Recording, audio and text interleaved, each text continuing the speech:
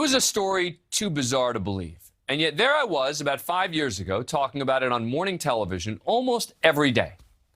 Remember the story of the 34-year-old mom of two seemingly kidnapped in broad daylight on her morning jog who said she was held captive and tortured for weeks before being set free? Well, now police say Sherry Papini made the whole thing up and even profited off the ordeal. Once dubbed California's Gone Girl, Papini is now out on bond, but is facing the possibility of up to 25 years behind bars, as investigators say she concocted an elaborate scheme to fake her own kidnapping. On November 2nd, 2016, Papini disappeared, which led to an intense and costly search across Northern California, where she'd been living. But 3 weeks later, on Thanksgiving morning, she was found roadside by a truck driver in Northern California with a chain around her waist, a branding on her shoulder, and bruises on her body.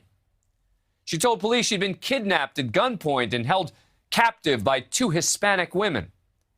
At the time, her husband described the torture that she had supposedly suffered. The bruises were just intense, the bumps from, being hit and kicked and whatever else.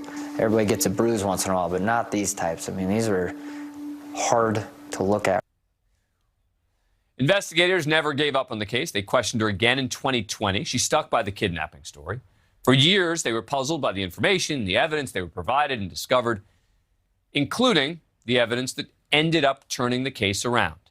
Male DNA found on Papini's clothes that didn't belong to any offenders from a database or Papini's husband. They were finally able to link it to her ex-boyfriend's DNA and charge her. The lead investigator on the case said he had needed to see it through. It's been a long wait. I made a commitment, and I told several people that I did not want this to be a cold case when I retire someday. Investigators in a criminal complaint now say Sherry Papini convinced her ex-boyfriend to pick her up, something he's confirmed. He also admitted his ex-girlfriend injured herself. According to the criminal complaint, Papini, quote, said that he banked a hockey puck off of her leg and had her ex-boyfriend purchase a wood-burning tool to brand herself. The ex-boyfriend told investigators that he went along with her ploy because she convinced him that she was being abused by her husband. He eventually drove her back to Northern California after she said she was missing her kids. And Papini profited off the alleged hoax. She allegedly collected $50,000 in a GoFundMe set up in her name and another $30,000 from a California victims fund.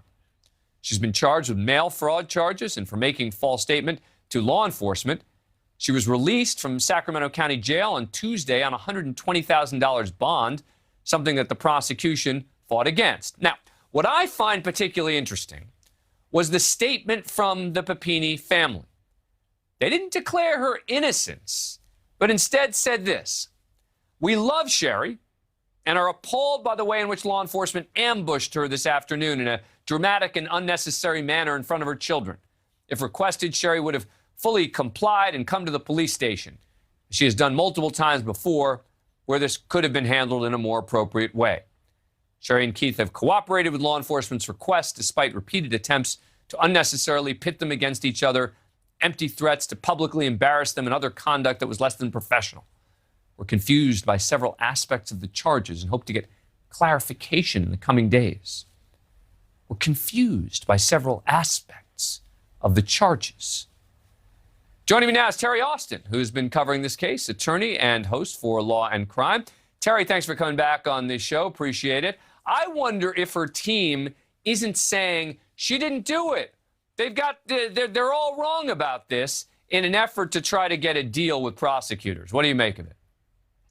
Well, I think it is interesting that her team hasn't said anything as far as her guilt or innocence is concerned, and neither has her family. They're only concerned about how the arrest was made. Maybe the legal defense team is trying to leverage and not show their hand at this point.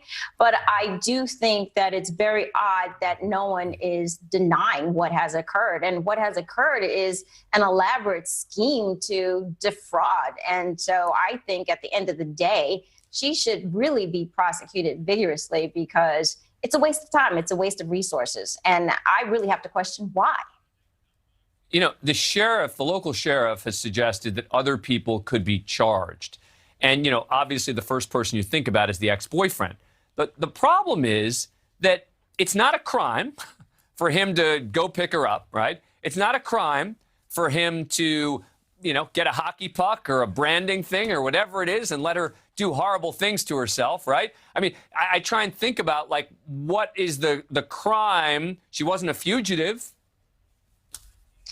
Yes, but if he knew that she was going to take advantage of this California Victims Fund, and if he knew she was going to do a GoFundMe, then he could be involved in the crime. I think what might happen is the authorities are going to use him and have him testify against her. That would probably be the best way to proceed because the charges against him would be not as severe, obviously, as the charges against her because she committed this whole fraudulent scheme.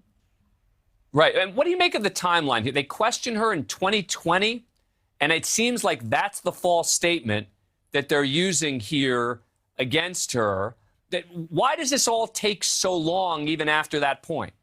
It's so funny you should ask me that. I was thinking the exact same thing. Obviously, more recently, it's probably COVID. But I think based on what the sheriff said, based on what the investigator said, it took a long time to put all the pieces together. DNA is not something that you can do quickly. They got it from underneath her fingernails.